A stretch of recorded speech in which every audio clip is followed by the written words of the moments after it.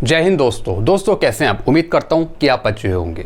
दोस्तों आज का वीडियो जो मेरा है वो है एजुकेशनल। आप मेरे पीछे चार्ट देख रहे होंगे, इसका टाइटल है pay and pension structure equivalent हवलदार सिपाही 7 CPC and 5th CPC equal to OROP2 pension table 2022।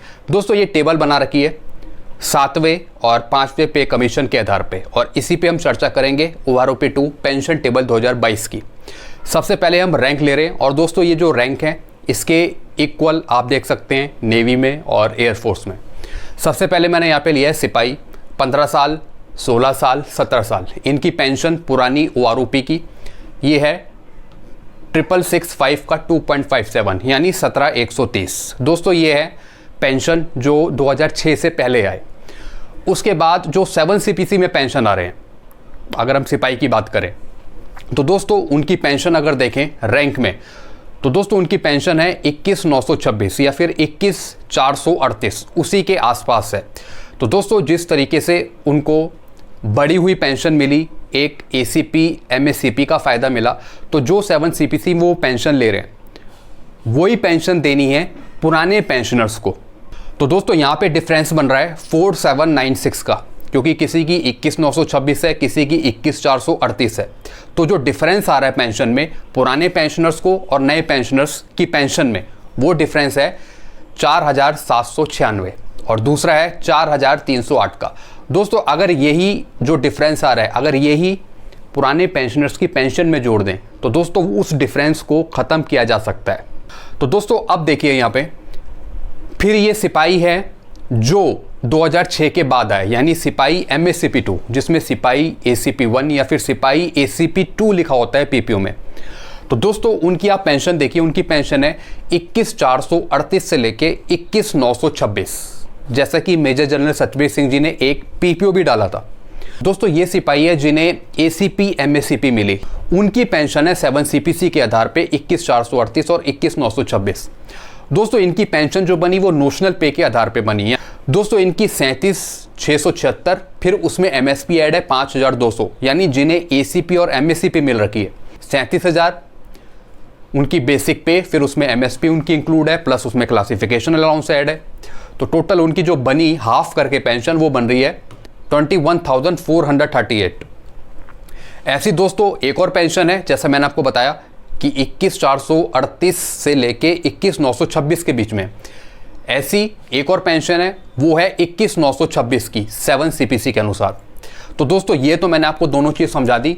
एक सिपाही 2006 से पहले का है और एक सिपाही है जिसे ACP1 और ACP2 मिल रखा है, यानी 2006 के बाद जो आ रहे हैं उनको MACP का फ़ायदा मिला है। तो दोस्तों ACP MACP का फ़ायदा अगर हम 2006 से पहले वालों को भी दे दें तो यहाँ पे लगभग पेंशन इक्वल हो सकती है।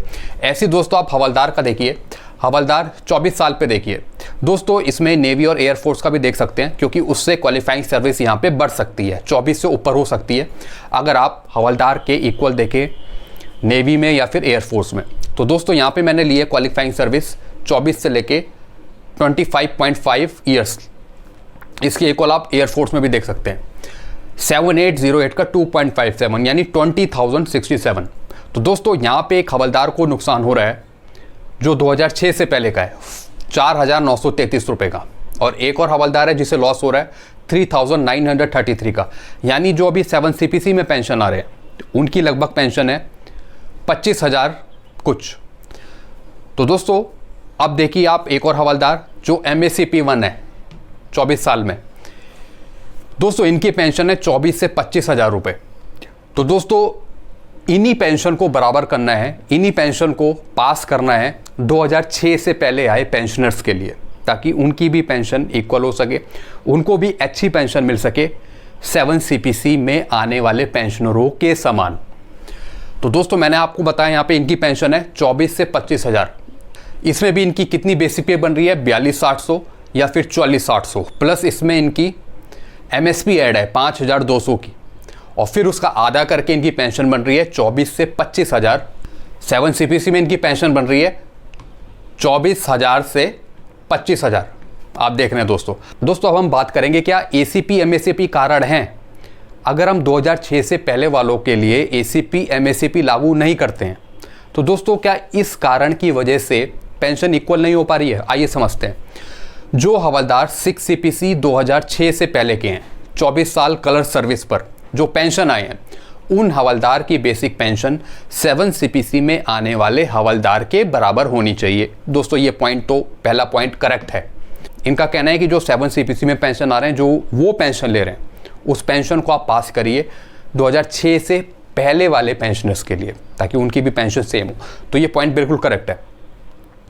अब क्या है दोस्तों, यदि सरकार पिछले वाले जवानों को MACP का लाभ नहीं देती है, जैसा कि सरकार ने अभी तक नहीं दिया है, जो 2006 से पहले आए हैं पेंशनर्स, उनके लिए कोई ACP MACP नहीं है।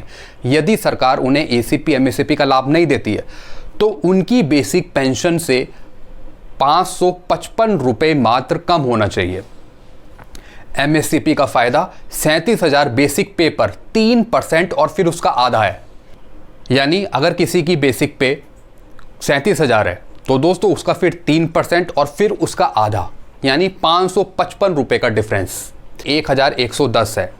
तो 1,110 बेसिक पे में बढ़ोतरी, तो पेंशन पर आधा कितना होगा? 555। यदि 7 CPC में किसी सिपाही या हवलदार को किसी कारण MACP ACP नहीं मिलती है तो दोस्तों उसकी पेंशन कितनी कम होगी?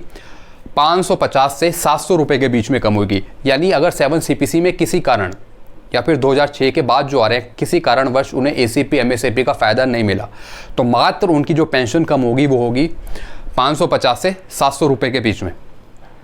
तो दोस्तों MACP किस तरीके से बनी? बेसिक पे का 3% और फिर उसका आधा। तो ये हुई MACP 7 CPC की ये फॉर्मूला, यानी बेसिक पे है जो आपकी, फिर उसका 3% और फिर उसका आधा।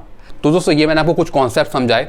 तो दोस्तों इसके रिगार्डिंग आपको और कुछ पूछना हो तो आप मुझे कमेंट कर सकते हैं। वीडियो आपको अच्छा लगता है वीडियो को लाइक करें और चैनल को सब्सक्राइब करें। Thank you so much.